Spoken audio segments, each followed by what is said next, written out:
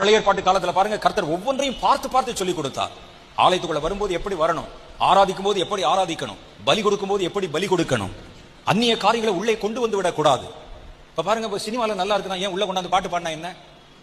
நான் ஒரு யூடியூப் வீடியோல பார்த்தேன். நான் பொதுவா பார்க்க மாட்டேன் இந்த மாதிரி.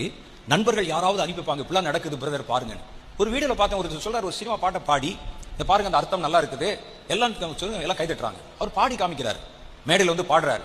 யாரும் இல்ல, ஆராதனை, சண்டே ஆராதனையில.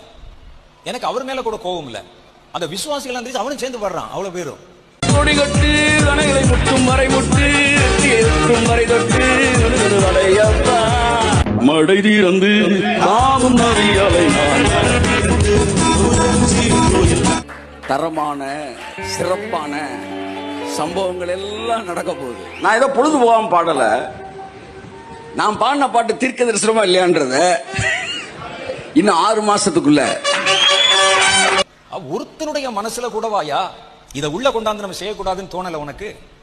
பாழாக்கும் அருவருப்புகள், அது கர்த்தரை அவமானப்படுத்துவது, தேவனை அவமரியாதை பண்ணும்போது வேதத்துல போட்டிருக்கு. இது நல்லா தானே இருக்கு, பாட்டு ராகம் நல்லா தானே இருக்குது, பாடும்போது சந்தோஷம் உண்டாகுதே, அதோடைய அர்த்தம் நல்லா தானே இருக்குது, ஏன் இதை பாடினா என்ன தப்பு? கர்த்தருடைய வேதம் சொல்லுது, அந்நிய அக்னியை தேவனுடைய பலிபீடத்திலே கொண்டு வராதிருப்பாயாக.